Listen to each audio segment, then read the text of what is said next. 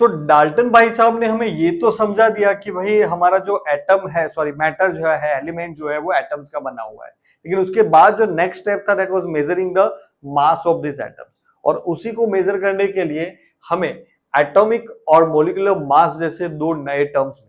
Okay, तो उसी को आज हम ये वीडियो में समझने वाले हैं कि व्हाट इज, ये वीडियो में हम क्या क्या देखेंगे, क्या क्या समझेंगे। तो व्हाट इज एटॉमिक मास, क्या है एटॉमिक मास और उसको कैलकुलेट कैसे करते हैं, मोलिकुलर मास क्या है, और फॉर्मूला मास एक नया कंसेप्ट है जिसके बारे में आपने कभी नहीं सुना है अब तक, तो वो फॉर्मूला मास का कंसेप्ट भी हम यहाँ पे इसी वीडियो में कंटिन्यू में समझेंगे।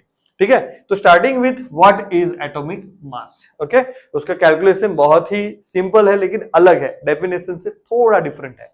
तो what is atomic mass? Atomic mass, atomic mass is the mass of one atom of an element expressed in atomic mass unit।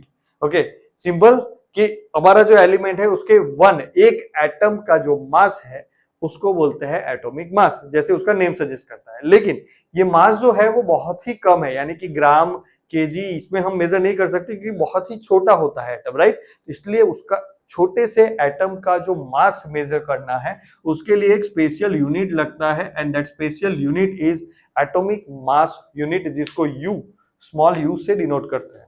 तो now let us understand what is this atomic mass unit, क्या है, मतलब उसको कैसे denote करते हैं, तो वो भी डिफाइन कर लेते हैं। One atomic mass unit is defined as 1/12 of the mass of the carbon atom of carbon 12 isotope. यानी कि कार्बन 12 जो है, कार्बन 12 आइसोटोप जो है, उसका जो मास है उसको 1/12 करेंगे। उसका जनरली मास जो है दैट इज 12u, ऐसा ही है। तो 12u को 1/12, 12u का 1/12 करेंगे, that is 1u। Okay, one atomic mass unit. ठीक है, तो इसको ऐसे डिफाइन किया है कि कार्बन 12 आइसोटोप के 1/12 मास को हम atomic mass unit 1, atomic mass 1u बोलेंगे। उसके अकॉर्डिंगली हाइड्रोजन का जो मास है that is 1.0080u, and oxygen, oxygen का जो एटॉमिक मास है वो है 16.00u। ओके, इसके बाद हम समझते हैं एटॉमिक मास को एवरेजली कैसे किया, क्योंकि बहुत सारे मासेस जो है, मतलब बहुत सारे एलिमेंट जो है वो आइसोटॉप्स के फॉर्म में, मतलब अलग अलग मासेस के फॉर्म में अवेलेबल रहते हैं। ओके, फॉर एग्जांपल उसके अंदर आइसोटॉप किसको बोलते हैं वो भी मैं आपको बता दूं कि आइसोटॉप्स ऐसे एलिमेंट होते हैं जिसका number of protons inside the nucleus is same, लेकिन नंबर ऑफ न्यूट्रॉन्स अलग अलग होते हैं। फॉर एग्जांपल हाइड्रोजन की बात करूं तो हाइड्रोजन के 3 है, protium, deuterium and tritium. Okay, तो प्रोटियम में क्या है, एक प्रोटॉन 0 न्यूट्रॉन, उसके न्यूक्लियस के अंदर एक प्रोटॉन 0 न्यूट्रॉन, एक भी न्यूट्रॉन नहीं है। अगर एक प्रोटॉन 1 न्यूट्रॉन और एक प्रोटॉन 2 न्यूट्रॉन है तो वो ट्रिटियम, और एक प्रोटॉन 1 न्यूट्रॉन वाला बन गया ड्यूटेरियम। यानी कि नंबर ऑफ प्रोटॉन्स अगर सेम है और नंबर ऑफ न्यूट्रॉन्स अगर अलग अलग है तो उसको बोलते हैं आइसोटॉप्स। और बहुत सारे एलिमेंट्स जो है ऐसे ही फॉर्म में, आइसोटॉप्स फॉर्म में मिलते हैं। फॉर एग्जांपल कार्बन, तो कार्बन जो है वो अलग अलग फॉर्म में, अलग अलग मासेस के साथ हमें मिलता है। तो एवरेज एटॉमिक मास कंसीडर करना पड़ता है कि कार्बन का एटॉमिक मास की जब बात आएगी तो हम कितना उसका कंसीडर करेंगे। ओके, और उसको बोला जाता है एवरेज एटॉमिक मास। तो ये था कैलकुलेशन, मैं समझाता हूं डिटेल में, चलिए आगे देखते हैं। तो जैसे कि मैंने बताया काफी सारे एलिमेंट्स जो है वो नेचर में अलग अलग मासेस में मिलते हैं, अलग अलग आइसोटॉप्स में मिलते हैं, राइट। जैसे फॉर एग्जांपल कार्बन 12 और कार्बन 13, मतलब कार्बन जो है वो दो अलग अलग टाइप के मासेस में मिलता है।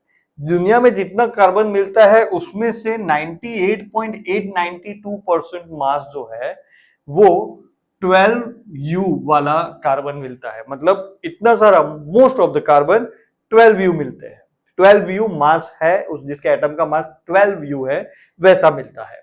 और कार्बन 13 यानी कि दुनिया में जितना भी कार्बन है उसमें से 1.108% जो कार्बन है उसका मास 13.00335 u जितना है।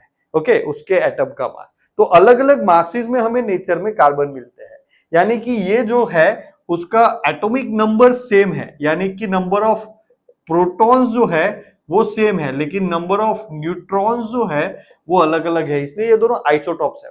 तो अभी इसमें हमें 12 कंसीडर करना है या 13, ये हमें कैसे पता चलेगा, राइट। इसीलिए एटॉमिक मास जो है, जिसके भी ऐसे आइसोटॉप्स हमें नेचुरली मिलते हैं, उसके लिए एटॉमिक मास को सिर्फ एटॉमिक मास नहीं, लेकिन उसको बोला जाता है एवरेज एटॉमिक मास, ठीक है। तो एवरेज एटॉमिक मास ढूंढने के लिए सिंपली एक फॉर्मूला है, that is isotropic mass into fractional एम्बुलेंस। आइसोट्रोपिक मास और ये हो गया उनका फ्रैक्शनल एब्यूंडेंस यानी अवेलेबिलिटी। ओके, तो ये जो है मास, इसको परसेंटेज में है इसलिए इसको डिवाइड बाय 100 करेंगे और इसके साथ सिंपली मल्टीप्लाई करेंगे, इसको भी हम डिवाइड बाय 100 करके इसके साथ मल्टीप्लाई करेंगे और दोनों का जो आंसर आ रहा है उसको प्लस कर देंगे। वही किया है मैंने, आइसोटोपिक मास 12 और इसको 100 से डिवाइड करके यहां पे रखा है, प्लस 13.00335 इनटू इसको 100 से डिवाइड करके यहां पे रखा। दो अलग अलग आंसर आए, उसको प्लस करने पे हमें ये आंसर मिला है लंबा चौड़ा। राउंड ऑफ करेंगे अगर हम तो हमें मिलेगा 011U, और यही मास जो है वो हम कार्बन का मास कंसीडर करते हैं जब भी हमें कुछ कैलकुलेट करना होता है एटॉमिक मास के बारे में। तो यहाँ पे कार्बन का मास जो है वो सिर्फ एटॉमिक मास नहीं, this is an average atomic mass, और बहुत सारे एलिमेंट्स में ये होता है। ओके, बहुत सारे एलिमेंट्स में ये एवरेज एटॉमिक मास वाला कंसेप्ट हमें कंसीडर करना पड़ता है। तो चलिए समझते हैं मॉलिक्यूलर मास को। तो एटम्स जब एक दूसरे के साथ केमिकली कंबाइन हो जाते हैं तो वो बनाते हैं मॉलिक्यूल, और वो मॉलिक्यूल, उसका जो मास है उसको बोलेंगे मॉलिक्यूलर मास। तो एटम्स ने ही मॉलिक्यूल्स को बनाया है, इसलिए एटम्स का मास अगर डिफरेंट सेपरेट एटम्स का मास अगर कंसीडर कर लिया तो एटम्स का मास प्लस करके हमें मिल जाएगा मॉलिक्यूलर मास। सिंपल, डेफिनेशन भी वही कहता है कि molecular mass is the sum of atomic masses of the atoms present in the molecule. Molecule में जितने भी एटम्स प्रेजेंट है उन सब का मास का टोटल कर लो, सम कर लो, आपको मॉलिक्यूलर मास मिल जाएगा। फॉर्मूला पे मत जाना, इतना डेंजर नहीं है, लेकिन वो डेंजर फॉर्म में लिखा होता है जनरली फॉर्मूलाज को। तो molecular mass equal to sum of atomic mass of each atom into nuclear number of atoms. Okay, for example से ज्यादा समझ में आएगा। ग्लूकोज C6H12O6, ये हमारा ग्लूकोज का फॉर्मूला है, जहां पे कार्बन, हाइड्रोजन और ऑक्सीजन एटम्स है। तो कार्बन, हाइड्रोजन और ऑक्सीजन का रिस्पेक्टिव मासेस मैंने यहाँ पे लिख रखा है ऑलरेडी। अभी मॉलिक्यूलर मास अगर मुझे ढूंढना है तो कार्बन के कितने एटम है? 6, तो कार्बन के एटम ले लिए 6 इंटू कार्बन का मास। ओके, कार्बन 6 बार है तो 6 इंटू कार्बन का मास, 12 इंटू हाइड्रोजन का मास, 6 इंटू ऑक्सीजन का मास, 12 इंटू हाइड्रोजन और 6 इंटू ऑक्सीजन। फिर सिंपल कैलकुलेशन करना है। दूसरा एक एग्जांपल लेके समझाओ सिंपल भाषा में। तो H2O, यहाँ पे हाइड्रोजन का मास हम क्या कंसीडर करते हैं? 1.008 इज द एक्चुअल वैल्यू, लेकिन हम ऐसे कंसीडर कर सकते हैं कि यहाँ पे 2 हाइड्रोजन है तो 2 इंटू 1, और एक ऑक्सीजन है तो 1 इंटू ऑक्सीजन का कितना हो गया? 16। ओके, तो ऐसे वो आ जाएगा 2 + 16 और 18.00। ऐसे तो अलग होगा, 016 होगा, लेकिन ये हम मतलब इन कॉमन हम ये कंसीडर कर सकते हैं, पीछे वाले पॉइंट के बाद डेसिमल जो है उसको जनरली हम अवॉइड करते हैं। तो ठीक है, तो ऐसे हम फाइंड करते हैं मॉलिक्यूलर मास। तो चलिए समझते हैं फॉर्मूला मास को। कुछ सब्सटेंसेस ऐसे होते हैं जो डिस्क्रीट अलग अलग मॉलिक्यूल्स के फॉर्म में नहीं होते हैं, वो सिर्फ और सिर्फ आयोनिक कंपाउंड के फॉर्म में होते हैं, जैसे NaCl। ओके, अपना NaCl सॉल्ट, CaF2, KNO3, ये सारे कैसे हैं? They are in the ionic form, वो ऐसे एक दूसरे के साथ आयोनिक बॉन्ड से जुड़े होते हैं।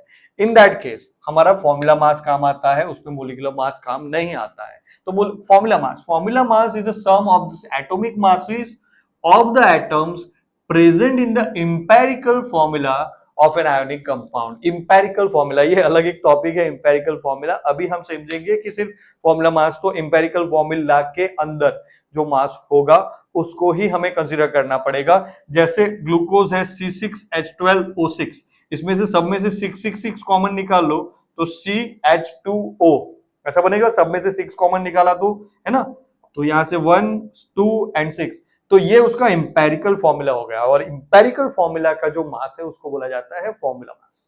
ठीक है, तो यहाँ पे एग्जांपल के फॉर्म में हमने NaCl ही लिया है। Na का मास है 23.0, क्लोरीन का मास है 35.5, इन दोनों का प्लस करेंगे ये। ओके, लेकिन ये चीज जो है, इसका मास जो है उसको कंसीडर किया जाएगा, उसको बोला जाएगा मॉलिक्यूलर मास, और इसका जो मास आएगा उसको बोलेंगे हम फॉर्मूला मास। ठीक है, तो देयर इज अ डिफरेंट। तो ये हमारा रेगुलर फॉर्मूला, जिसको हम मोलिकुलर फॉर्मूला भी बोल सकते हैं या फिर उसका फॉर्मूला बोल सकते हैं। और ये वाला जो है इसको हम बोलेंगे इंपेरिकल फॉर्मूला, और इंपेरिकल फॉर्मूला का जो मास है उसको बोलते हैं फॉर्मूला मास। ठीक है।